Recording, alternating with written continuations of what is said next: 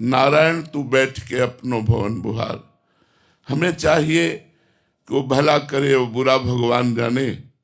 हमको अपने हृदय में वो बुराई न देखनी है न कथन करनी है, अपने हृदय को बुराई से बचाना है। तो हम किसी की भी निंदा ना करें। पर निंदा किए ते आवत नहीं कछु हाथ, मूरख पर्वत पाप को ले चल अपने साथ। पराई निंदा करने से हाथ तो कुछ लगता नहीं, पाप की गठरी बांधकर हमें नरक जाना होता है। और भक्तन निंदा अति बुरी, भूली करे जिन कोय, किए सुकृत बहु जन्म के छिन में डारे खोए। भक्तों की निंदा तो बहुत बुरी है, भूल करके भी नहीं करना चाहिए। यदि भक्तों की निंदा हुई तो बहुत जन्मों के पुण्य एक क्षण में नष्ट हो जाएंगे। साधु अवज्ञा तुरंत भवानी, कर कल्याण अखिल के हानि। तो हमको संत द्रोह, वैष्णव द्रोह, गुरु द्रोह ये महान अपराध हैं, इनसे बचना चाहिए। ये ध्यान रख लीजिए। नाम जापक कभी किसी संत की निंदा न करे, कभी किसी वैष्णव की निंदा न करे, कभी गुरुजनों की निंदा न करे।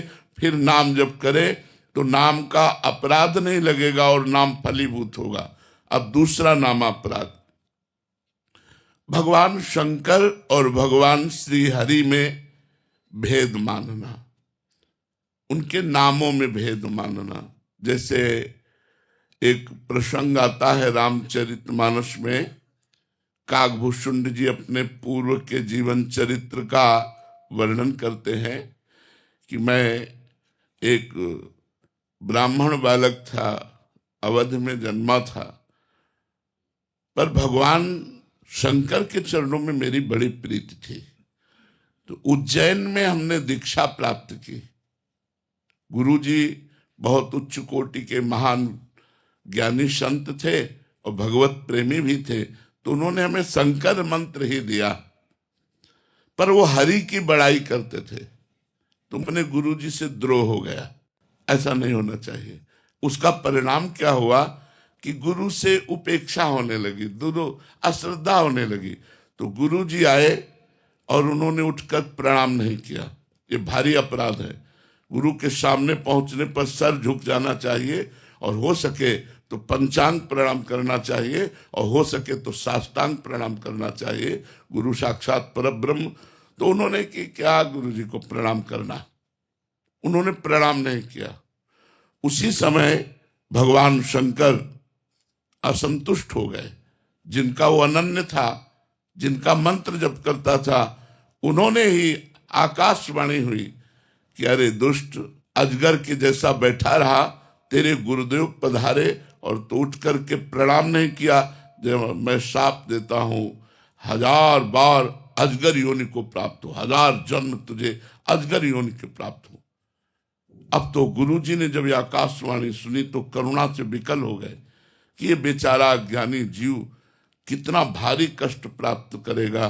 तो नमामि शमीशान निर्वाण रूपम, इस स्तोत्र का गायन किया। जब गुरुजी ने हृदय भरकर भगवान शिव की प्रार्थना की तो भगवान शिव प्रसन्न हो गए और कहा, तेरे गुरु की करुणा देख करके साप तो दिया वो अमोघ है, पर तेरा जो जन्म मरण होगा बहुत जल्दी जल्दी हो जाएगा, और जन्म मरण में जो दुख होता है वो तुझे नहीं होगा, और मेरे प्रताप से अब अविचल राम भक्ति तेरे हृदय में जागृत होगी। तो ये दूसरा नामापराध है, भगवान शिव और श्री हरि में भेद करना, भगवान शिव और श्री हरि के नाम में भेद करना। आजकल लोग समझते नहीं हैं। कुछ वैष्णव शैव की निंदा करते हैं, कुछ शैव वैष्णवों की निंदा करते हैं, और दोनों परमार्थ से अपने आप को खाली कर देते हैं। जो शैव होकर वैष्णवों की निंदा करेगा, जो वैष्णव होकर शैव की निंदा करेगा, वो दोनों अपने परमार्थ से भ्रष्ट हो जाएंगे। इसलिए ये दूसरा नामापराध, भगवान शिव और भगवान श्री हरि में भेद न करना, उनके नाम में भेद न करना। तीसरा, नामदाता गुरु का कभी भी किसी भी तरह से अपमान न करना। हमारा सर्वस्व गुरुदेव का है, तन मन धन प्राण सर्वस्व गुरुदेव के है। हम गुरुदेव को कभी अपमानित न करें, गुरुदेव को कभी नीचा न दिखाएं, गुरुदेव को कभी हम ऐसे अपशब्द न कहें, उनकी अवज्ञा न करें। अगर अवज्ञा करेंगे तो चाहे जितना नाम जप कर लें, हमें भगवत प्राप्ति नहीं होगी। क्योंकि मोक्ष मूलम गुरु कृपा। गुरु यदि प्रसन्न हृदय से होकर के, शिष्य के किसी आचरण से प्रसन्न होकर के, मान लो गुरु के द्वारा कोई ऐसा कार्य हो गया और आपने अपने गुरुदेव के प्रति कि ये तो मेरे प्रभु हैं, और बिल्कुल शांत रहे, तो गुरुदेव जान रहे हैं कि मैंने प्रतिकूलता की, मैंने अपराध किया, और वो हृदय से जब आशीर्वाद देंगे तो निश्चित भगवत प्राप्ति हो जाएगी। मोक्ष मूलम गुरु कृपा। मोक्ष का मूल गुरुदेव की कृपा है। एक बार श्री देवर्षि नारद जी वैकुंठ पहुंचे, थोड़ी देर भगवान के पास बैठे रहे, उठ के चले तो एक भगवत पार्षद ने वहां जल छिड़क करके ऐसे पोछा लगाया, और नारद जी तुरंत वापस आ गए भगवान से कोई बात पूछने के लिए। तो देखा जहां वो बैठे थे वहां पोछा लग रहा है। देवर्षि नारद जी ने कहा, प्रभु जहां हम बैठे थे वहां पोछा लग रहा है इसका। तो बोले, आप निगुड़ा हो, अभी गुरु नहीं बनाया। मेरे भजन के प्रताप से मेरी प्राप्ति तो हो गई, लेकिन आप अभी परम पवित्र नहीं हुए, क्योंकि गुरुदेव का वरण नहीं किया। ऐसा कई प्रसंग महाभागवतों के आते हैं। देवर्षि नारद जी ने कहा, प्रभु तो आप ही बता दीजिए मैं गुरु किसको बनाऊं। तो उन्होंने कहा, कल प्रातः काल ब्रह्म मुहूर्त में जिसके पहले दर्शन हो जाए उसी को गुरु बना लेना। भगवान ने ऐसी लीला की कि प्रातः काल बहंगी टांगे हुए उसमें पानी भरने के लिए जो कहार जाता है, वही रूप धारण करके भगवान पहला दर्शन किया। उनके मन में क्षोभ हुआ, यार क्या इनको गुरु क्या। दूसरे दिन भगवान के पास पहुंचे, भगवान ने कहा, गुरु दर्शन हुए? बोले, गुरु दर्शन तो नहीं हुए, कहार के दर्शन हुए जो पानी भरने वाला। बोले, गुरु की जाति पर दृष्टि रखी, गुरु की क्रिया पर दृष्टि रखी। जाओ मैं तुम्हें शाप देता हूं, 84 लाख योनियों को बार बार भोगो, जन्मों मरो। तो देवर्षि नारद जी चरणों में गिर गए और कहा, प्रभु मेरा निस्तार कैसे होगा? तो उनका उन्हीं गुरुदेव से पूछो जाकर। तो दोबारा जब वहां गए तो वही गुरुदेव पानी भरते हुए दिखाई दिए। गए, साष्टांग दंडवत हुए और उन्होंने पूरी घटना बताई और कहा, मेरी दृष्टि आपके प्रति दोषमयी हो गई थी, तो भगवान ने मुझे शाप दे दिया 84 लाख योनियों में बार बार जन्मने मरने का। प्रभु मैं कैसे इससे मुक्त हूं? तो देवर्षि नारद जी को गुरुदेव ने कैसे मुक्त किया? ऐसे अंगुली से भूमि में घेरा बनाया, 84 बिंदु बनाए, बोले इनमें लौट जाओ। लौट गए, बोले जाओ 84 लाख योनियों से मुक्त हो गए। गुरु कृपा एक क्षण में 84 लाख योनियों से मुक्त कर दिया। तो गुरु द्रोह नहीं होना चाहिए। अगर हमने अपने जीवन में गुरुदेव बनाया है तो हम इतने सहनशील हों, इतने उदार हों कि कोई छोटी मोटी बात भी पड़ जाए तो अपने गुरुदेव के चरणों की तरफ ही देखें। हम कभी उनको अपमानित न करें, उनसे द्रोह न करें। यदि हम गुरु द्रोह करेंगे तो हम चाहे जितना भजन कर लें, हमारा मंगल नहीं हो सकता, हमें शांति प्राप्त नहीं हो सकती, हमें भगवत प्राप्ति नहीं हो सकती। चौथा, किसी भी शास्त्र की निंदा न करें। मानो आपको कोई भी शास्त्र प्रिय है तो किसी दूसरे शास्त्र की, वेद शास्त्रों की, पुराणों की, संत वाणियों की निंदा न करें। किसी की निंदा न, अपने अपने मार्ग हैं, शास्त्रों में बहुत से मार्ग हैं। आप किसी एक मार्ग के अनुयायी हैं तो आप चलें, अन्य शास्त्रों की निंदा न करें। जैसे कुछ निराकार उपासना को मानने वाले पुराणों की निंदा करते हैं, कुछ वेदों की निंदा करते हैं। निंदा करेगा तो चाहे जो मंत्र जप करे कभी सिद्ध ही नहीं हो सकता। इसलिए वेद, शास्त्र, पुराण इनकी कभी निंदा न करे। पांचवा, भगवान के नामों की महिमा कही गई है तो ये कभी न सोचे कि ये तो केवल स्तुति मात्र, इतनी महिमा तो नहीं है। अगर नाम में अर्थवाद की भावना करे, अर्थवाद का मतलब होता है बड़ी ऊंची ऊंची बातें नाम की महिमा में कही गई। जैसे अपने लोग जब वर्णन करते हैं, नाम के समान कोई तीर्थ नहीं, नाम के समान कोई पुण्य नहीं, नाम के समान कोई ज्ञान नहीं, नाम के समान कोई धर्म नहीं, नाम के समान नाम ही है, नाम से बढ़कर कुछ नहीं है। अब उसे यह न समझे कि एक नाम लेने मात्र से त्रिभुवन का कल्याण हो सकता है, ऐसा वर्णन। तो ये न समझे कि यार ये स्तुति मात्र है, अर्थवाद मात्र है, ऐसा समझना नाम का 5वां अपराध है, नामापराध है।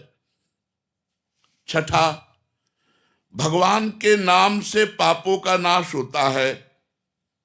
सुना आपने, अब सुबह से पाप करना शुरू किया शाम तक, और शाम के बोले राम राम राम राम, कृष्ण कृष्ण कृष्ण, राधा राधा राधा, बोले पाप तो नष्ट ही हो जाते हैं। तो कह रहे हैं इस प्रकार से नाम के बल से पाप करने वाला वो छठे नामापराध को प्राप्त होता है, उसका पाप नष्ट नहीं होगा, वो नरक को जाएगा। नाम के बल से पाप नहीं करना, हमसे पाप हो गए तो नाम सब पापों का नाश कर देगा, पक्की बात है। लेकिन ये सोचकर कि ये मैं पाप करूंगा और शाम के नाम जप कर लूंगा तो मेरा पाप नष्ट हो जाएगा, तो नाम के बल से पाप करना ये छठा नामापराध है। 7वां, जैसा अभी वर्णन किया, नाम के समान केवल नाम है, न कोई यज्ञ है, न कोई तप है, न कोई दान है, न कोई व्रत है। एक आदमी नाम जप कर रहा है, एक आदमी यज्ञ कर रहा है, तो जो नाम जप कर रहा है वो परम पद को प्राप्त होगा। जो यज्ञ कर रहा है वो बहुत से बहुत स्वर्ग लोक को जाएगा, बहुत से बहुत तप लोक को जाएगा। जो तपस्या कर रहा है वो तप लोक, जो दान कर रहा है वो स्वर्ग लोक, जो व्रत कर रहा है वो स्वर्ग लोक, लेकिन जो नाम जप कर रहा है वो भगवान को प्राप्त होगा। देखो, जैसे अंतिम समय अपने पुत्र नारायण को पुकारा, ना कि भगवान को, नारायण, उसी समय भगवत पार्षद आ गए और अजामिल को परम पद की प्राप्ति हुई। तो कह रहे नाम के बराबर कुछ न समझना। यज्ञ दान तप व्रत जितने भी हैं वो सब नाम से छोटे हैं, नाम सबसे बड़ा, यहां तक कि भगवान से भी बड़ा भगवान का नाम। तो नाम की बराबरी करना किसी से, ये 7वां नामापराध है। 8वां, पैसे के लोभ से किसी को नाम का उपदेश करना, और जबरदस्ती वो नहीं चाह रहा फिर भी उसको दीक्षा दे देना। नाम ना सुनने वाले अश्रद्धालु को नाम का उपदेश करना ये ठीक नहीं बनता।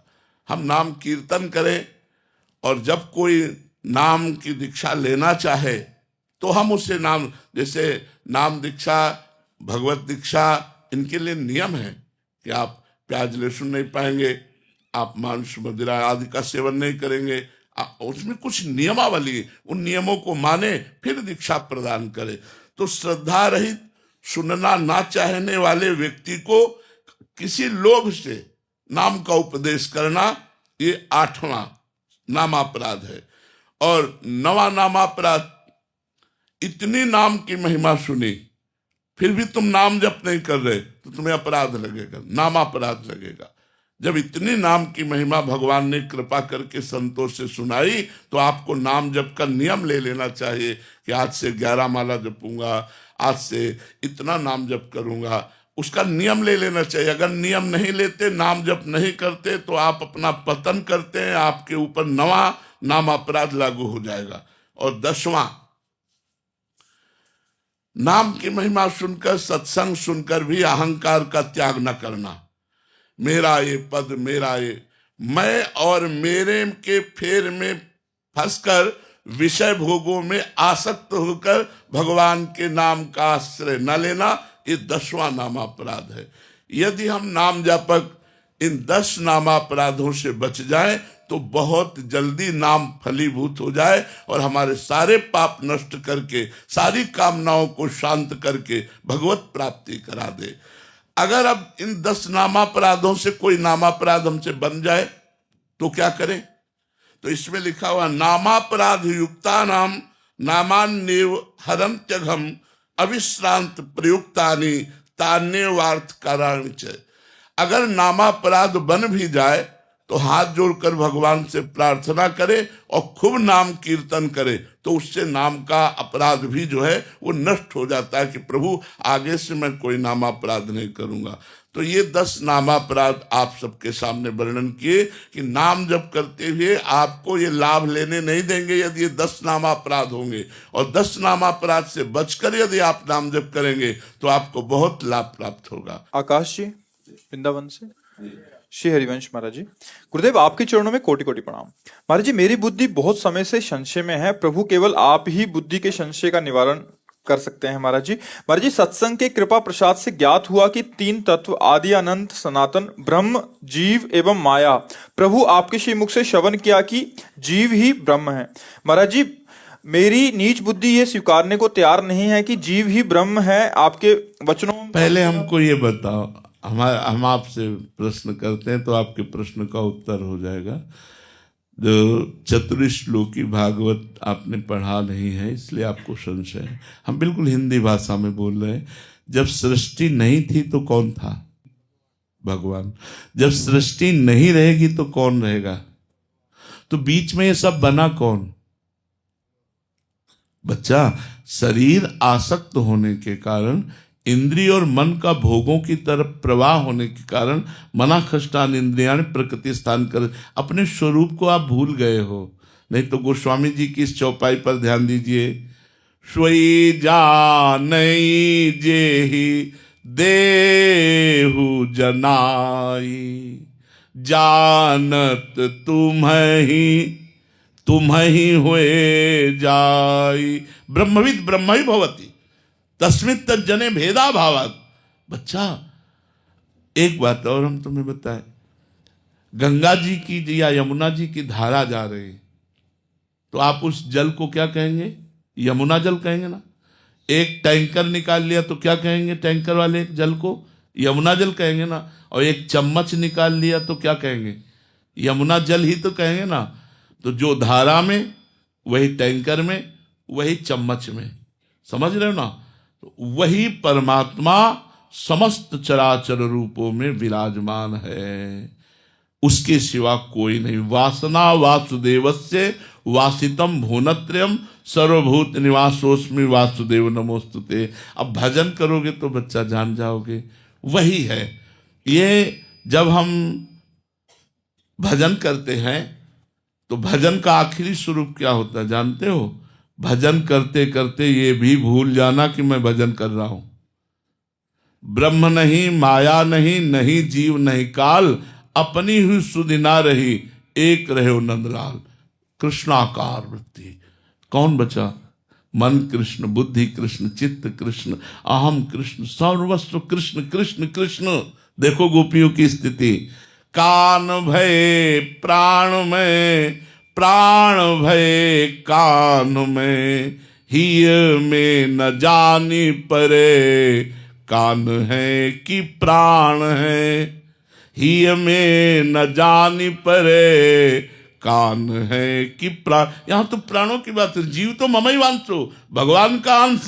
जैसे यमुना जी का अंश आया तो वो एक चम्मच में भी है, लेकिन वो यमुना जल ही है। ऐसे पूर्ण परमात्मा का अंश पूर्ण स्वरूप ही होता है। वो विस्मृत हो गया, अपने स्वरूप का विस्मरण हो गया। इसलिए उपनिषद कहते हैं तत्त्वमसि, तुम वही हो, तुम और नहीं हो। ये जो अपने को स्त्री पुरुष मान लिया, अपने को और कुछ मान लिया, यही भ्रम है। मायाकृत भ्रम का जब नाश हो जाता है तो ब्रह्माकार वृत्ति अपने आप आ जाती। चाहे भक्ति से करो चाहे ज्ञान से। भक्ति से जो ही भगवत साक्षात्कार होता है तो मम दर्शन फल परम अनुपा, जीव पाव निज सहज स्वरूपा।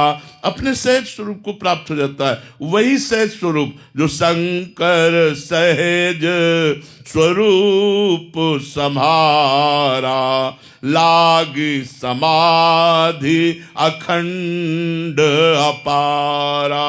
वही स्वरूप जो भगवान शंकर का, वही आपका स्वरूप है, वही चराचर जगत का स्वरूप है।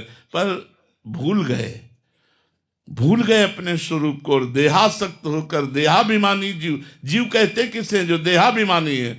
देहाभिमान खत्म हुआ, शिव ही शिव है, जीव है ही नहीं। ये नाम रूप मिथ्या है। जैसे स्वप्न में आपने अपने को देखा, एक बाजार देखी, एक संसार देखा स्वप्न में, लेकिन क्या सत्य था क्या? कब पता चला? जब जगे। तब तक तो सत्य था जब तक स्वप्न में थे, जब जगे तो वो झूठा हुआ। ऐसे ही मोह निद्रा में अभी आप सो रहे हैं, जब जगेंगे तो आपको एक ही परमात्मा दे। एको ब्रह्मो द्वितीयो नास्ति, एको ब्रह्म द्वितीयो नास्ति, दूसरा कोई है ही नहीं। सर्वम खलमिदम ब्रह्म ने नानास्ति किंचन, वासुदेवा सर्वमित समात्मा सुदुर्लभा, सब जगह वही विराजमान है। अब ये अनुभव करने के लिए साधना करनी पड़ेगी, बातचीत से थोड़ा अनुभव में आ जाएगा। जब हम साधन करते हैं तब ये बात समझ। समात्मा सुदुर्लभा, जो सर्वत्र भगवान का दर्शन, गोस्वामी जी अनुभव करके कह रहे ना, सीय राम मैं सब जग जानी, करऊं प्रणाम जोरी जुग पानी। चराचर जगत सिया राम का स्वरूप है, गोस्वामी जी अनुभव कर रहे हैं। तो प्रभु ही तो विराजमान है। जड़ चेतन जग जीव जत सकल राम मैं जान, जड़ चेतन जितना वो भगवान ही बना हुआ, दूसरा नहीं। क्यों? समझ में आ रहा है? लेकिन भजन करोगे तब समझ में आएगा कि वो परब्रह्म परमात्मा अनंत महिमाशाली, वो ऐसा कैसे हो सकता है कि वो विषयों में भ्रमित हो जाए, वो ऐसा करे, वो ऐसा यही तो उसका खेल है। वो अपने आप से अपने आप को छुपा करके वो खेल रहा है। आप भी वही हैं, अपने आप को भूल गए। और जब आपको ज्ञान होगा तो यही बात समझ में आ जाएगी, यही बात समझ में आ जाएगी। भक्ति में अपना भी स्मरण होता है, मैं का, और ज्ञान में मैं की सिद्धि होती है, अहम ब्रह्मास्मि। और भक्ति में मैं का भूल जाना होता है, केवल इष्टाकार वृत्ति। तो एक ही बचा, जब तक एक नहीं बचेगा सवाल हल नहीं होगा। एक बचना चाहिए, आपके पूरी साधना का फल एक होना चाहिए। तो भक्ति में एक एक रहे हो नंदलाल, वो इष्टाकार वृत्ति, और ज्ञान में अहम ब्रह्मास्मि, दूसरा सब समाप्त, सब मेरी ही आत्मा है। ये केवल भ्रमात्मक स्वाप्निक जगत है। उमा कहो मैं अनुभव अपना, सत हरिभजन जगत सब सपना। समझ में आ रहा है ना? अब समझ में बच्चा तभी आएगा जब डट के भजन करोगे, भजन से बात समझ में आएगी। सानिया जी पंजाब से। श्री हरिवंश महाराज जी, महाराज जी आप कहते हैं कि भक्ति गुप्त रखनी चाहिए, पर जब हम संसार में सांसारिक लोगों की बातें सुनते हैं, उनके बीच में रहते हैं, खाते हैं पीते हैं, तो उनका प्रभाव कहीं ना कहीं हमारे ऊपर पड़ जाता है। महाराज जी ऐसे में हम अपने आप को कैसे बचाएं? नहीं, उनका प्रभाव हमारे ऊपर क्या पड़ता है?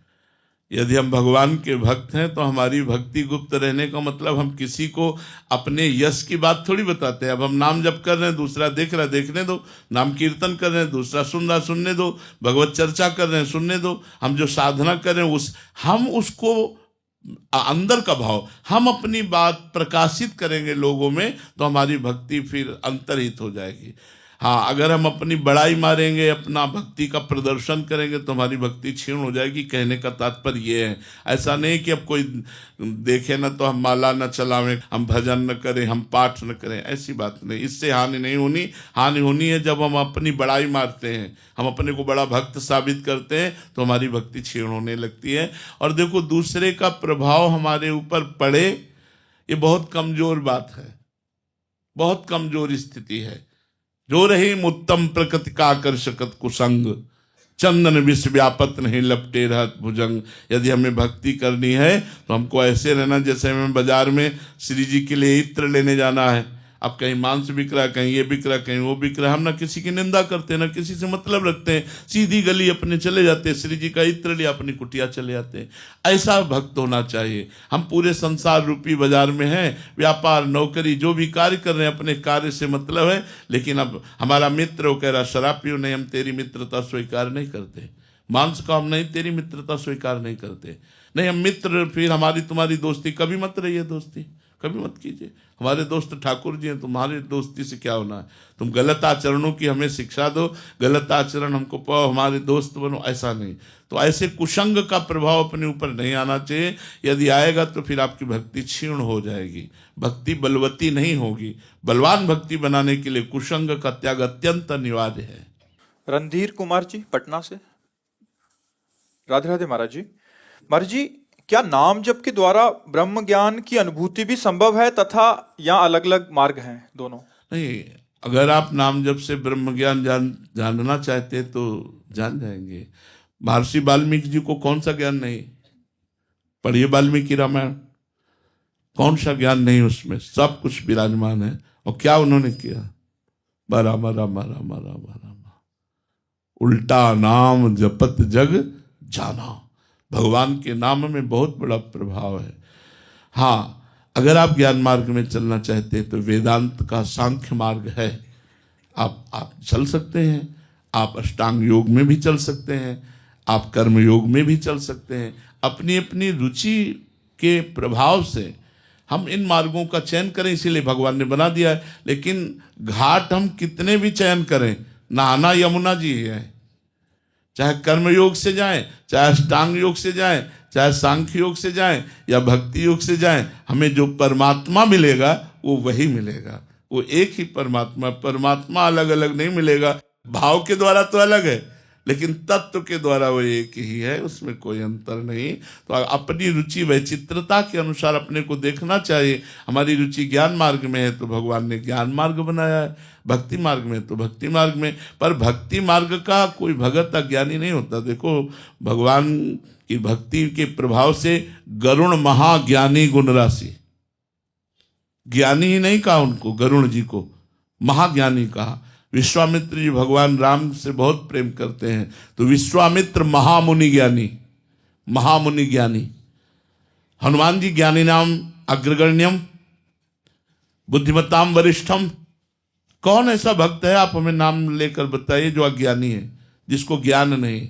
संपूर्ण ज्ञान भगवान के भजन से प्राप्त हो जाता है। अगर हम पवित्र आहार करें, पवित्र जीवन व्यतीत करें और खूब नाम जप करें तो अपने आप ज्ञान का स्फुरण होने लगता है। वो ज्ञान भगवान देते हैं, और जो ज्ञान भगवान देते हैं उसी से माया का नाश होता है। पढ़ लिखे के ज्ञान से माया का नाश नहीं होता, लोगों को प्रभावित किया जा सकता है।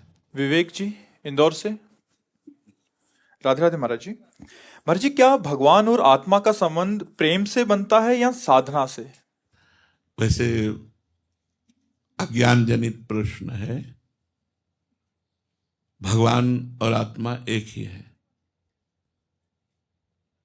वो जो आत्मा है वही भगवान है, जो भगवान है वही आत्मा है। इसमें दो नहीं है, द्वैत नहीं है। हाँ, अब हम द्वैत में स्थित है। शरीर, समझ रहे हो? आत्मा को आप जानते हैं? ईमानदारी से नहीं जानते।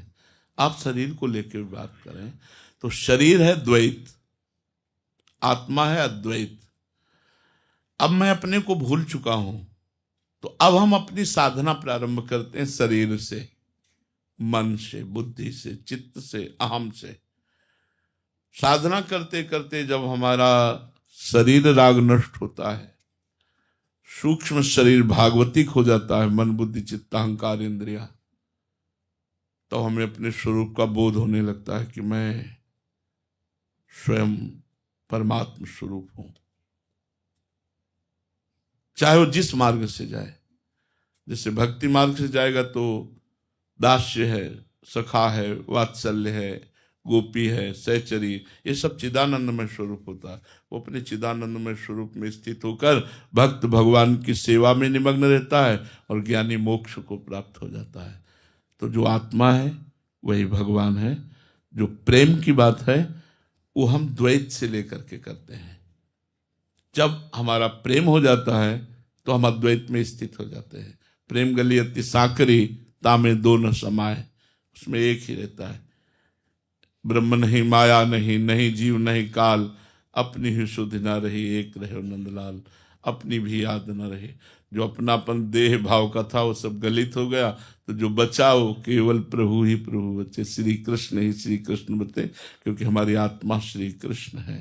श्री कृष्ण ही हमारी आत्मा है, आत्मा ही श्री कृष्ण है और कोई दूसरा नहीं है। आप समझ पा रहे हैं हमारी बात?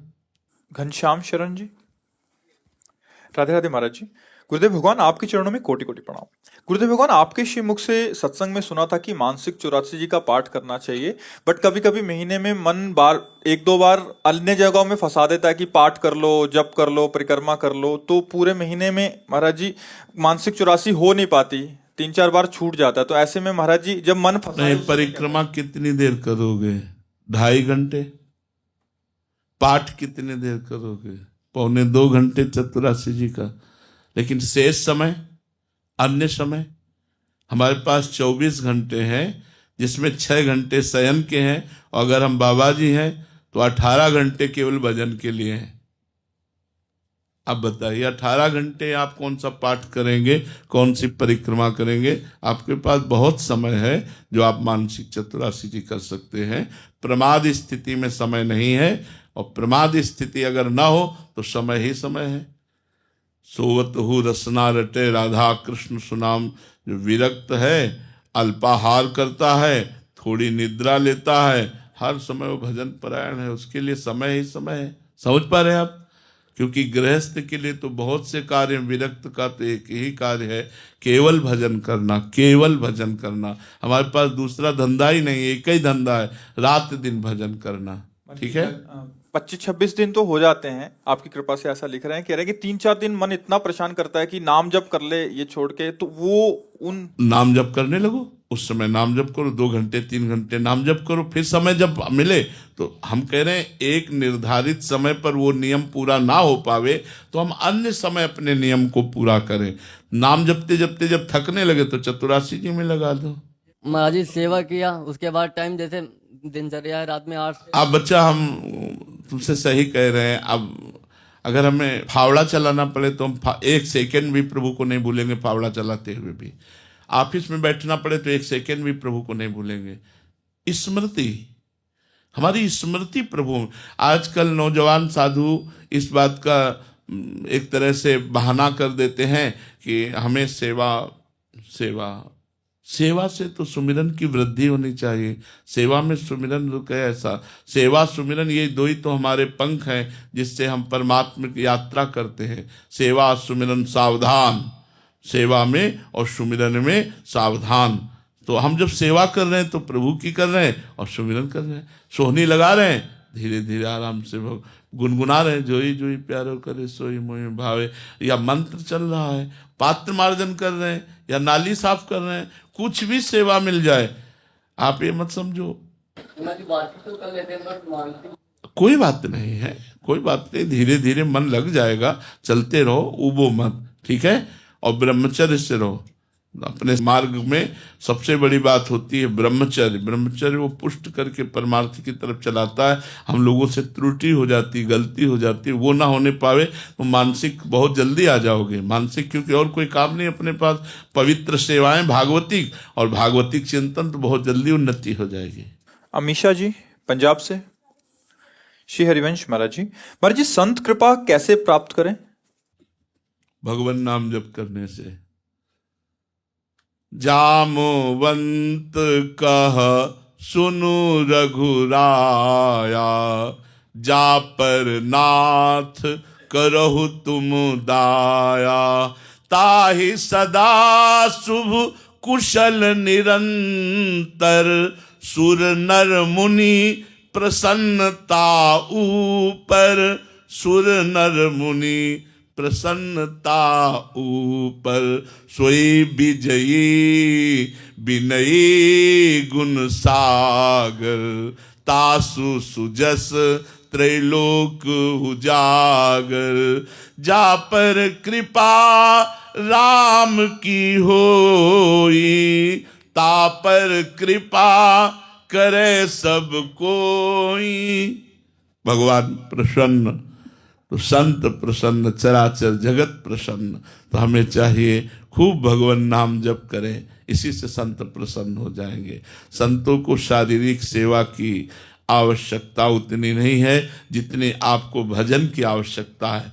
आप भजन करें, अच्छे आचरण से चलें तो सब संत प्रसन्न। मान लो कपड़ा, भोजन, औषधि, ये तो भगवान कहीं ना कहीं से दे ही रहे हैं।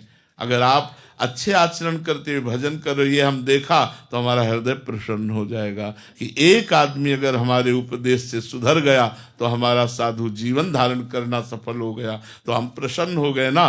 तो संत प्रसन्न होते हैं अच्छे आचरणों से, भागवत धर्म का पालन करने से, भगवान नाम जप करने से।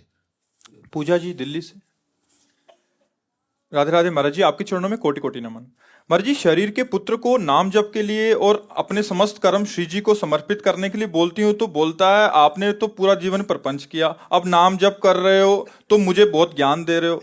तो मतलब तो ऐसे में महाराज जी मतलब कैसे करें? मतलब पर प्रयासरत रहिए। बच्चे हैं, एक दो बार अवहेलना करें तो भी उनको प्यार से समझाते रहिए। यदि उनसे कह दो बच्चा हमने प्रपंच में व्यतीत किया इसलिए तो पश्चाताप है, हम चाहते हैं कि तुम्हारा जीवन प्रपंच रहित हो, उनको समझाओ ना कि आप ठीक कहते, इसलिए पश्चाताप करके आज मैं नाम जप कर रही हूँ तो तुमको पश्चाताप करना ना पड़े, इसलिए थोड़ा नाम जप तुम भी शुरू कर दो, अभी से शुरू कर दो, तुम्हारा मंगल हो जाएगा। तो नाम जप बुद्धि को प्रवीण बनाता है, नाम जप संसार में चलने का साहस देता है, नाम जप विपत्ति को भोगने का बल देता है, नाम जप अपने आप हर सुविधा प्रदान करता है। विश्वास कीजिए, नाम जप में बड़ी सामर्थ्य है। हमें आप लोगों से बार बार कहते हैं कि आप परेशान मत होइए, आप कहीं भागिए मत, आप कहीं दौड़िए मत। हाँ, भगवान के नाम में, भगवान के मंत्र में अपार सामर्थ्य है दुखों का नाश करने के लिए, लेकिन आप जपो तब। ऐसा नहीं होगा कि हम जपें और तुम सुखी हो जाओ, ऐसा नहीं होगा। आपको जपना पड़ेगा, आपको स्वयं साधन करना पड़ेगा। प्राय लोगों की धारणा ऐसी है कि कोई ऐसा उपाय बताओ कि अंगूठी पहन ले या कोई मतलब जंतुर बांध ले, लोग ऐसा चाहते हैं। लेकिन हम आपको स्पष्ट ऑपरेशन करके बात बता रहे हैं, खुली ऑपरेशन करके बात बता रहे हैं कि को न काहू के सुख दुख कर दाता, निज कृत कर्म भोग सुनु भ्राता। हम तुम तो मनुष्य कोटि के हैं, मान लो साधु भी हैं तो हम जीव कोटि के हैं, लेकिन हम ईश्वर कोटि की मुनि की बात कहते हैं। वशिष्ठ जी ये ईश्वर कोटि के महात्मा हैं, ये भगवत कोटि के, जिनके चरणों में भगवान राम मस्तक रखते हैं, वो वशिष्ठ जी भरत जी से कह रहे हैं, सुनहु भरत भावी प्रबल, बिलखि कहो मुनिनाथ, हानि लाभ जीवन मरण जस अपजस विधि। है मंत्र, नाम है, भगवान के नाम में बड़ी सामर्थ्य है, इसलिए नाम जप करो। बेकार के इधर उधर की बातों में मत फंसो, कोई तुम्हारे दुख को नहीं मिटा सकता और जेब तुम्हारी खाली करवा सकता है, ये पक्की बात है। दुख मिटाना है तो तुम्हें लगना होगा। पापाचरण बंद करो, शराब पीना बंद करो, मांस खाना बंद करो, पराई बहन बेटी की तरफ गंदी दृष्टि बंद करो, अच्छे आचरण करो, अभी आनंदित हो जाओगे, अभी सुखी हो जाओगे। तुमको देखकर लोग आनंदित हो जाएंगे, आपका इतना चेहरा प्रसन्न रहेगा। और गलत आचरण करो और पैसा जमा कर दो तो पैसा जमा करना हुआ पुण्य, और गलत आचरण जो कर रहे हो पाप, इसका फल तुम्हें मिलेगा, उसका भी फल मिलेगा। महाराज जी ऐसी जगहों पे बहुत भीड़ रहता है महाराज जी, और काफी लोग कहते हैं हमें लाभ भी हुआ, पुत्र हुआ। देखो इसमें हम आपको आप बता रहे हैं, ये संयोग की बात है। ऐसे दंपत्ति कितने भारत में हैं जो हर उपाय करने के बाद भी पुत्र प्राप्ति नहीं हुई। ऐसा पुत्र प्राप्त करवा दे तो भारत में निसंतान कोई रहे ना जाए। भारत में निसंतान वो संयोग लग जाता है, संयोग, पुण्य का संयोग लगा, उसका संयोग लगा, पुत्र होने का समय आ गया और उसका संयोग लगा, बोले बाबा के आशीर्वाद से काम चल गया। बाबा के आशीर्वाद से पुत्र नहीं हुआ, तुम्हारे पुण्य के, तुम्हारे संयोग से, तुम्हारा जो भाग्य था उसमें पुत्र था, इसलिए पुत्र हो। अगर भाग्य में पुत्र नहीं है तो नहीं होगा, चाहे जितना प्रयास कर लो। देखो भागवत में इस बात का प्रमाण है कि आत्मदेव नाम का ब्राह्मण जब बहुत सब पुत्रेष्टि यज्ञ सब कुछ कर लिया और पुत्र नहीं हुआ तो करने के लिए जंगल गया, वहां देखा एक सन्यासी मिल गए तो उनके चरण पकड़ लिया। सन्यासी जी ने कहा आप उदास क्यों हो? बोले हम उदास क्या, हम तो मरने आए, हमारे पुत्र नहीं हो रहा है, सब संपत्ति है बढ़िया, सब सुख सुविधा है, पुत्र नहीं हो रहा तो हमारे पितरों का कैसे पिंडदान होगा, इसीलिए मैं आया हूं कि अब कर लूंगा। अरे बोले आप करना तो बड़ा निंदनीय कार्य है। तो उन्होंने कहा फिर आप हमें पुत्र प्रदान करो। बोले मैं तुम्हारे भाग्य में देख रहा हूं कि 7 जन्म तक पुत्र नहीं है। बोले आप अगर पुत्र नहीं प्रदान करोगे तो आपके सामने कर लूंगा। अब महात्मा जी बड़े चक्कर में फंस गए। उन्होंने अपने तपोबल से एक फल प्रकट किया और कहा जाओ अपनी पत्नी को पवा दोगे तो पुत्रवती हो जाएगी। बड़े प्रसन्न हुए, लौट के आए और उनकी पत्नी का नाम था धुंधुली। उन्होंने कहा कि लो ये फल खा लो, महात्मा ने दिया है, तुम्हारे गर्भ रह जाएगा। उसने सोचा गर्भ रह जाएगा तब तो भोजन नहीं पा पाऊंगी, चकाचक दबा के भोजन पाने के लिए पेट खाली चाहिए, पेट में गर्भ ही रहेगा तो क्या, और कहीं गर्भ टेढ़ा हो गया तब तो मैं मर जाऊंगी, गर्भ में तो बड़ी समस्या है। तो अपन उनकी बहन आई हुई थी, बहन से कहा एक बड़ी समस्या हमारे आगे आ गई कि पतिदेव ये फल लाए। तो बोले सुनो, समस्या का समाधान ये कि परीक्षा के लिए ये फल तुम गाय को पवा दो, और मेरे गर्भ है, और तुम कहती रहो गर्भवती का नाटक करती रहो, और जब मेरे संतान होगी तो मैं तुम्हें दे दूंगी, तुम धन हमारे पति को दे देना, और मैं सबसे कह दूंगी मेरी संतान मर गई, बढ़िया काम बन जाएगा। उन्होंने ऐसा ही किया।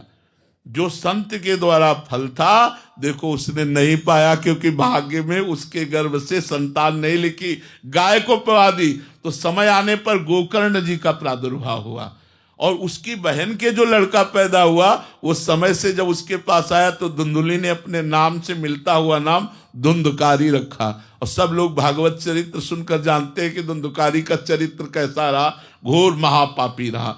तो अगर भाग्य में नहीं लिखा तो संत ने दिया, लेकिन वो उस खाया नहीं, गाय को खवा दे। तो हमें लगता है कि हमारे भाग्य का संयोग ऐसा बनता है, हम जहां जाते हैं संत महात्माओं के पास तो जाना एक सुकृत होता है, और दूसरा हमारे भाग्य का संयोग बनता है, इसलिए हमारी कामनाओं की पूर्ति हो जाती है। नहीं तो बहुत सी ऐसी बातें हैं जो हमारे भाग्य में नहीं है, उसे कोई नहीं लिख सकता, नया भाग्य नहीं निर्माण कर सकता। पहलवान जी आए थे, 18 साल बाद कह रहे महाराज जी की कृपा से पुत्र हुआ, तो मतलब कोई आपने आशीर्वाद कैसा दिया? संयोग 18 वर्ष बाद होना था, नहीं तो हम पूरे भारत को आशीर्वाद दे सबके हो जाए हमारी किसी से दुश्मनी है क्या?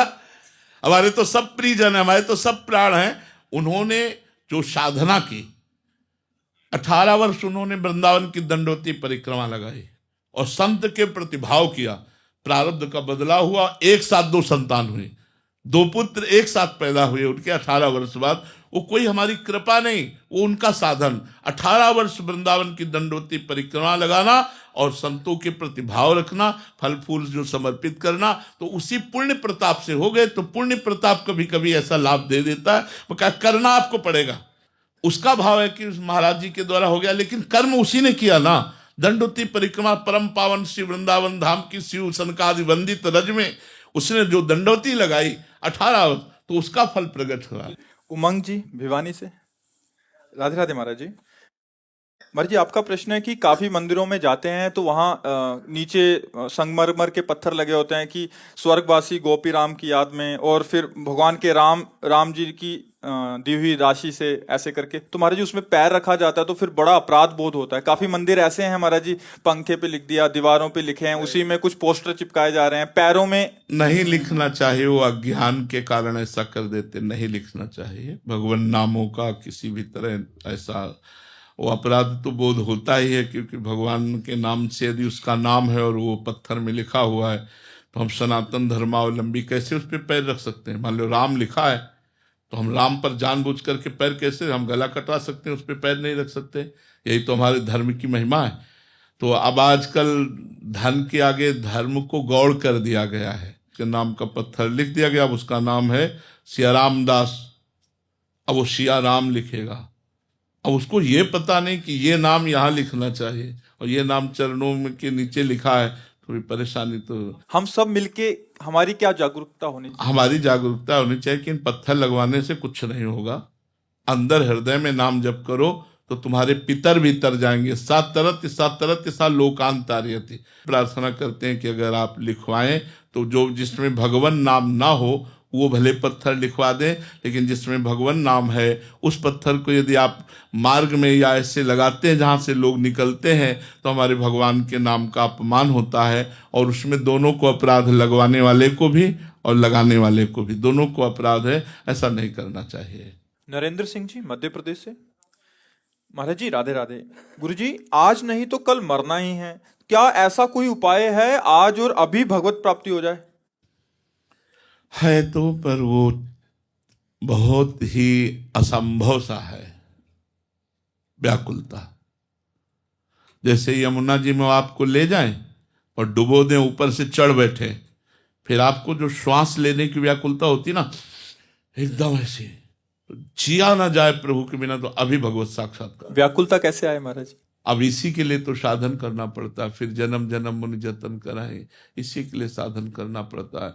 जब गोपियों ने सब साधन करके देख लिया भगवान नहीं प्रकट हुए, तो रुदुषरम राजन कृष्ण दर्शन लालसा, भगवान श्री कृष्ण के दर्शन के लिए वो इतना रोई, सब विकल होकर रोई। तो तासामाविर्भूत चौरी समय मान मुखाम्बुजा, पीताम्बर धरास्त्रग्वी साक्षात मनमथ मनमथा, करोड़ करोड़ कामों को मूर्छित कर देने वाले मुरली मनोहर ललित त्रिभंगी ठाकुर जी उन्हीं के बीच में प्रकट हो गए। कब? जब रुदुषरम राजन कृष्ण दर्शन लालसा, जिया न जाए भगवान के बिना, व्याकुलता पैदा हो जाए। अब जैसे भगवान की कृपा से काशी में जब थे, एक ही लालसा थी, भगवत साक्षात्कार, नई अवस्था थी। 7-7 दिन 8-8 दिन भोजन नहीं मिलता, घाट में ऐसे एकांतिक रहते, गंगा जल पान करके रहते, बस रोज ऐसी लालसा जागर, आज महादेव मिलेंगे, आज महादेव जी मिलेंगे, आज ऐसी लालसा पवित्र, रोज गंगा स्नान, विश्वनाथ जी के दर्शन, खान पान सब भगवद आश्रित, घाट में रहना, कष्ट पूर्वक जीवन व्यतीत करना, एक ही लालसा, केवल भगवान मिलेंगे। जब एक ही लालसा रह जाती है तो भगवान अवश्य मिलते हैं, अवश्य मिलते हैं। कैसे आएगी वो लालसा? नाम जप करो, पवित्र आचरण करो, भगवान की कथा सुनो, भक्तों का संग करो, मिल जाए तो भक्तों का चरणामृत पियो, इसी से हृदय पवित्र होगा। अगर चरणामृत न मिले तो रोज भक्तों की नामावली का पाठ करो, जो भक्त नामावली है, इससे भगवान बहुत जल्दी प्रसन्न हो जाते हैं, बहुत कृपा करते हैं। खूब नाम जप करो, यही विरह पैदा कर देगा नाम जप। आप नाम जप में लगो, यही भगवान से मिला देगा। अभी प्राण छूट जाएंगे तो अभी मिल जाओगे। हम राम बोले, राधा बोले, अभी प्राण छूट गए तो अभी मिल गए भगवान से। नाम न छोड़ो, नाम को पकड़े रहो। नाम है डोरी और प्रभु है पतंग। डोरी हाथ में है तो पतंग जाएगी कहाँ? और डोरी छूट गई तो पतंग पकड़ नहीं सकते, फिर वो तो गई ऊपर। तो इसलिए नाम रूप पतंगो यथा त्वम अनुभ्राम्यमाणा, नाम को पकड़े रहो, नाम रूपी डोरी से पतंग खींची चली आएगी। सुमिर पवन सुत पावन नामू, अपने बस करी राखे रामू। नाम नाम बस, नाम से सब कुछ ठीक हो जाएगा, सब ठीक हो जाएगा। विश्वास मानो, हमारी बात मान लो। कल मन फिर पटक देगा, फिर विषयों में जाता है। हाँ, डर तो यही, आपको जैसे ऐसे हमें डर है, ऐसे हर साधक को डर रहता है। और ये हमें विश्वास करना चाहिए कि डरना तो ठीक है, लेकिन हम हैं किसके? प्रभु के। तो जब प्रभु के हैं तो माया हमको परास्त कैसे कर सकती है? वो अपने फंदे डालेगी, प्रभु अपनी कृपा से हमें निकाल लेंगे। वो हमें डुबोना चाहेगी, प्रभु हमें बचा लेंगे। करो सदा तिन कै रखवारी, जिमि बालक राखे महतारी। जैसे माँ अपने बच्चे को हर समय अपनी दृष्टि में रखती है, ऐसे ही भगवान अपने भक्त को अपनी दृष्टि में रखते हैं। हाँ, कहीं हमें अहंकार है कि मैं जितेंद्रीय हूं या ऐसा कुछ, तो थोड़ा मुंह भरा गिरेगा, लेकिन गिरते गिरते थाम लेंगे। पक्की बात समझो, पक्की बात समझो, थाम लेंगे। बड़े कृपालु भगवान है, फिर अवसर देंगे, निकलो माया से, बढ़ो। बड़े कृपालु भगवान है। यश जी, आयुष जी, हरियाणा से। राधे राधे महाराज जी। महाराज जी, खेल क्षेत्र में सफलता के लिए कर्म फल को समझने का सरल तरीका क्या है, और क्या सफलता और असफलता में प्रारब्ध का प्रभाव होता है? अच्छा बच्चा, खेल क्या होता है? एक व्यक्ति से अकेले खेल नहीं होता। हमें लगता है जैसे क्रिकेट आदि। किस खेल में हो? महाराज जी फुटबॉल खेलते हैं, नेशनल प्लेयर हैं। हाँ, तो आपका एक बैच होता है ना। हाँ, मानो आपने बहुत सफलतापूर्वक अभ्यास किया और बहुत सफलतापूर्वक खेले, लेकिन आपके जो और हैं, जो बैच में हैं, अगर उन्होंने वो अभ्यास नहीं किया तो आपको हार मिलेगी, क्योंकि संग दोष का प्रभाव पड़ेगा। अच्छा, वो सफलतापूर्वक किए भी, लेकिन प्रारब्ध भोग, जो प्रारब्ध है वो आपको असफल करना चाहता है, उनमें किसी से चूक हो जाएगी, आप थोड़े से नंबर में आप गिर जाएंगे। तो इसमें हमें चाहिए कि सब मिलकर के अभ्यास परायण रहें, अभ्यास दृढ़ करें, और कभी हार हो जाती है तो हम निराश ना हो, उसे अपना प्रारब्ध भोग समझ करके चुपचाप सह ले और प्रयास करें। अभ्यास से क्या नहीं हो सकता, अभ्यास में बहुत बड़ी ताकत है। पर अभ्यास के लिए हम कोई नशा न करें, हम व्यभिचार न करें, हम थोड़ा संयम से रहें तो हमारा अभ्यास सफल हो जाएगा। अर्जुन जी ने रात्रि में बाण चलाना अभ्यास किया। रात्रि, एक बार द्रोणाचार्य जी उठे तो शाय शाय ऐसी आवाज आ रही थी, तो वहाँ ये क्या, वहां जाके देखा तो वीरासन में बैठे हुए तभी विश्व का सबसे बड़ा धनुर्धर अर्जुन हुए। अभ्यास में बहुत बड़ी ताकत है बच्चा। ये जिस कार्य में लगो दृढ़ता पूर्वक अभ्यास करो, और दृढ़ता तभी हो सकती है जब हम अपने चित्त को एकाग्र करें। अगर हम गंदी बातों में मन को लगाएंगे और व्यसन आदि नशा आदि करेंगे तो हम सफलता नहीं हासिल कर पाएंगे। हम व्यसन रहित हों, कोई नशा न करें और गंदी बातों से बचे तो सफलता अवश्य प्राप्त होगी। अगर कभी असफलता मिलती है तो पूरा बैच है, उनमें किसी के अभ्यास की कमी और बुरे प्रारब्ध के कारण आपको भी नीचा देखना पड़ेगा, आपको भी असफलता लगेगी। इसलिए प्रयासरत रहिए। होता है कि हमारा प्रारब्ध ऐसा होता है कि पूरी 11 का बैच रहता है हमारा टीम का, लेकिन उसमें से कुछ 1 2 3 जने होते हैं जो आगे जाते हैं। जैसे कोई इंडिया टीम में जाता है, कोई कहीं जाता है। तो महाराज जी इसमें क्या प्रारब्ध का भी बहुत बड़ा वो रहता है? प्रारब्ध का रोल तो रहता है और अभ्यास का भी रहता है। मतलब अभ्यास जैसे 5 ने साथ किया और 2 निकल गए तो उसमें प्रारब्ध भी साथ दिया उसका, अभ्यास ही। अगर वो अभ्यास न करता तो प्रारब्ध क्या कर लेता। अभ्यास भी किया और प्रारब्ध भी साथ दिया। आपका अभ्यास तो हुआ लेकिन प्रारब्ध साथ नहीं दिया, इसलिए आप रह गए। तो महाराज जी हमें पता कैसे चलेगा कि हमारा प्रारब्ध कब तक है? असफलता जब मिलेगी तो अपने आप पता, सर्टिफिकेट मिल गई ना। असफलता मिली तो लगा ना कि हमारा प्रयास तो बहुत था लेकिन असफलता मिल गई, इसलिए मेरा प्रारब्ध बहुत बुरा है जो मुझे नीचा दिखा दिया। अब अगली बार अभ्यास करूंगा जिससे प्रारब्ध को परास्त करके सफलता प्राप्त। बार बार थोड़ी प्रारब्ध आपको परास्त करेगा, तो इसलिए अगली बार फिर प्रयास। महाराज जी प्रारब्ध जो मेहनत के साथ साथ और भी कोई उपाय हैं जिससे बहुत जल्दी प्रारब्ध दोष खत्म हो सकता है? हमें तो एकमात्र भगवान ही उपाय नजर आते, दूसरा तो कोई उपाय नजर नहीं आता। यदि संत और भगवंत का आशीर्वाद हो जाए तो प्रारब्ध एक कोने में रखा रहेगा और विजयश्री हाथ में आ जाएगी। ये बात तो हम आपको पक्की बता दे।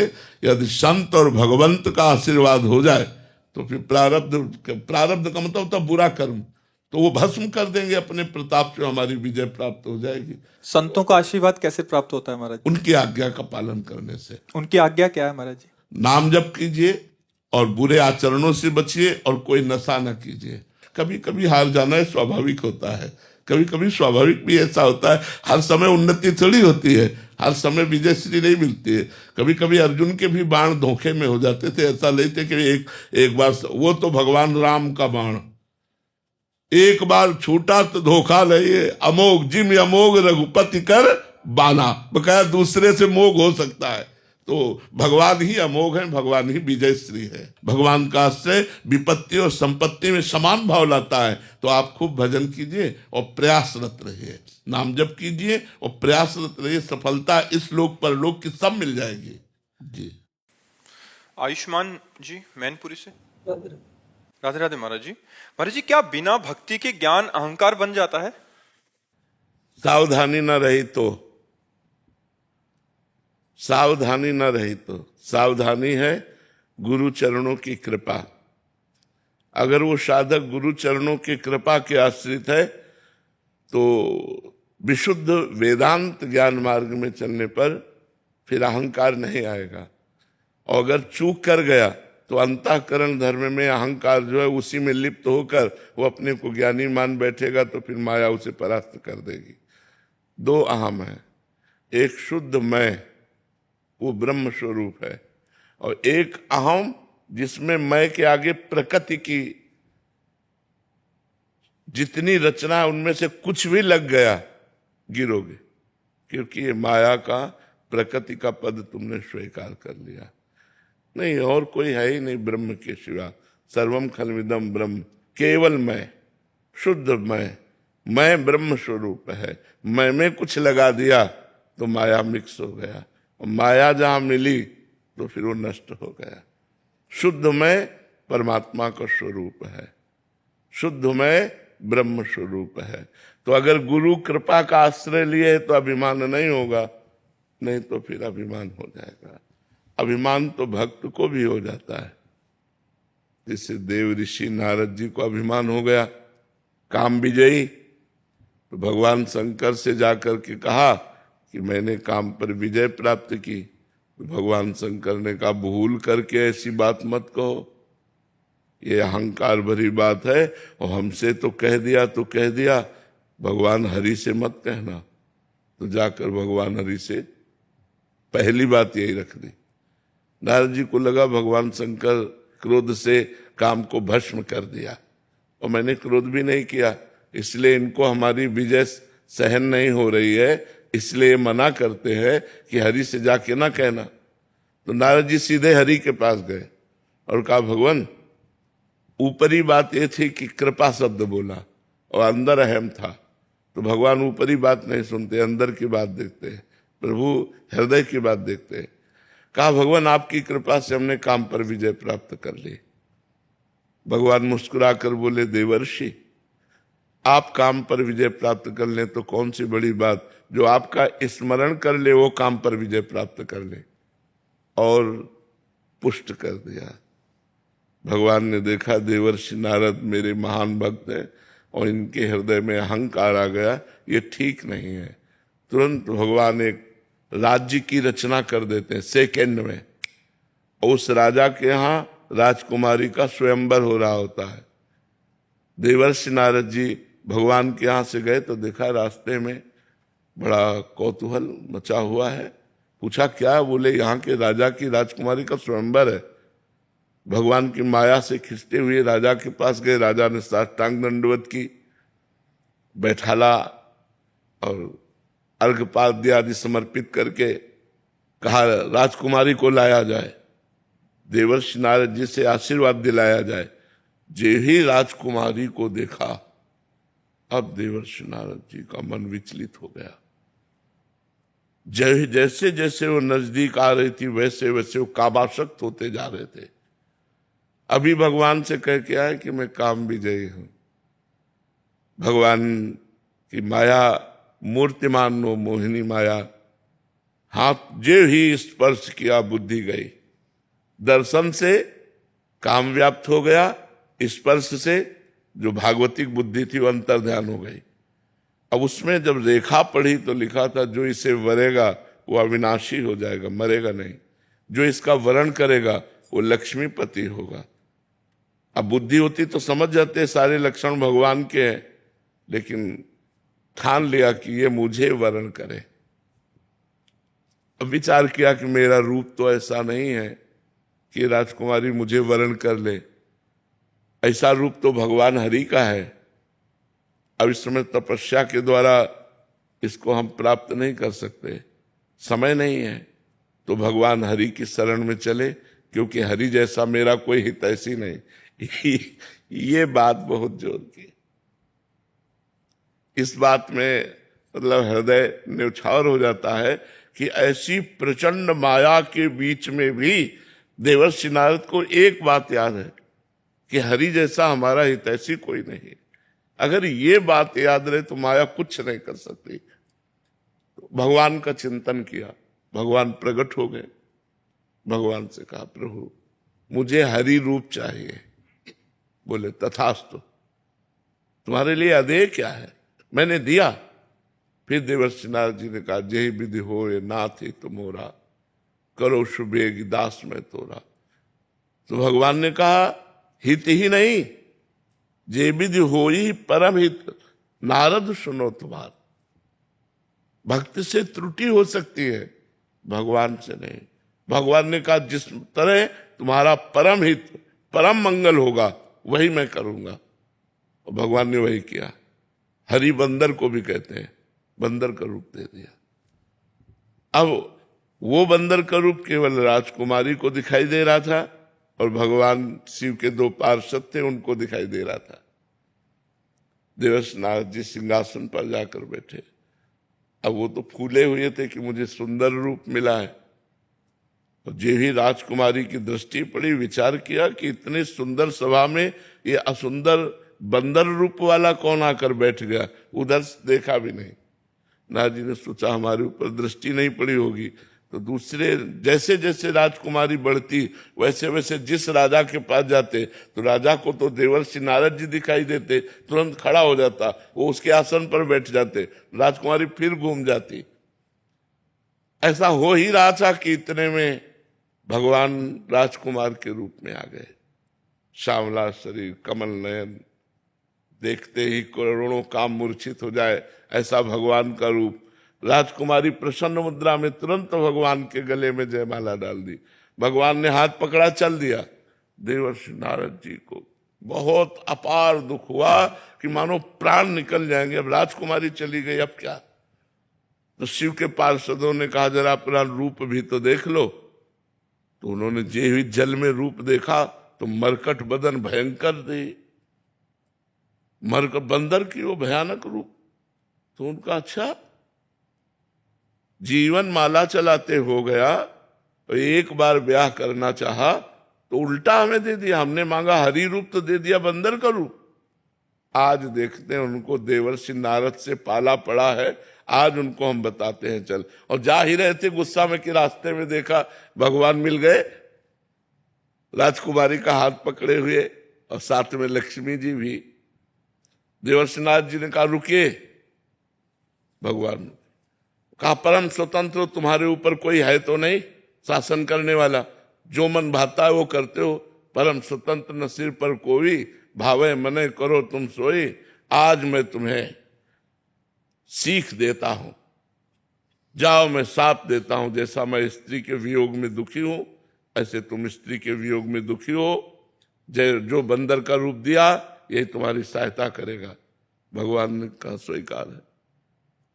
तब हरि माया दूर निवारी, तहां न रमा न राजकुमार। भगवान ने जी माया हटाई, न राजकुमारी न लक्ष्मी जी। ओ देवर्षि नारद जी को तुरंत वो बुद्धि वापस हुई। अरे त्राहिमाम प्रभु ये क्या हो गया? बोले जाओ जाओ, जपहु जाय शंकर सतनामा, होई हृदय तुरंत। अपराध बन गया परम वैष्णवाचार्य भगवान शंकर का। जाओ उनके सतनामों का पाठ करो, भगवान के नाम का स्मरण करो, जाओ। तो ऐसा नहीं कि ज्ञानी को ही अभिमान हो जाता है, भक्त को भी अभिमान हो जाता है। यदि वो भगवान की कृपा को न देखकर अपनी साधना को देखे तो उसको भी अभिमान हो जाता है। और जिसको अभिमान होता है उसका पतन जरूर होता है, उसको नीचा देखना पड़ता है, माया उसे नीचा दिखा देते हैं। लक्ष्मीनाथ समारंभां नाथयामुनमध्यमाम् अस्मदाचार्य पर्यन्तां वंदे गुरु परंपराम, वंदे गुरु परंपराम। बाबा हमारे तुलसीदास बाबा ने बड़ा सुंदर भाव लिखा है, भवानी शंकरो वंदे श्रद्धा विश्वास रूपणम। और ये सब हम सब लोगों का यही विश्वास है कि राधा रानी हमारी आज नहीं तो कल फल देंगी, बिल्कुल। बस इसी भाव को लेकर के राधा रानी फल देंगी, आज नहीं तो कल देंगी। राधा रानी फल देंगी, राधा रानी फल देंगी, आज नहीं तो कल देंगी। राधा रानी फल देंगी, जीवन खुशी से खिल जाएगा, जो चाहोगे मिल जाएगा। जीवन खुशी से खिल जाएगा, जो चाहोगे मिल जाएगा। खाली झोली भर देंगी, आज नहीं तो कल देंगी। राधा रानी फल देंगी, आज नहीं तो कल देंगी। दिल के दरवाजे तुम खोलो, दिल के दरवाजे तुम खोलो। प्रेम से राधा राधा बोलो, प्रेम से राधा राधा बोलो। किस्मत तेरी बदल देंगी, आज नहीं तो कल देंगी। राधा रानी फल देंगी, आज नहीं तो कल देंगी। बोलो राधा रानी सरकार की जय। कि नब्ज मेरी देखी और बीमार लिख दिया, नब्ज मेरी देखी और बीमार लिख दिया। क्या रोग है मुझे तो तेरा प्यार लिख दिया। वारी जाऊं उस वैद्य पर, उस हकीम पर, उस डॉक्टर पर, जिसने दवा के बदले तेरा दीदार लिख दिया। जी जी। गुरु महाराज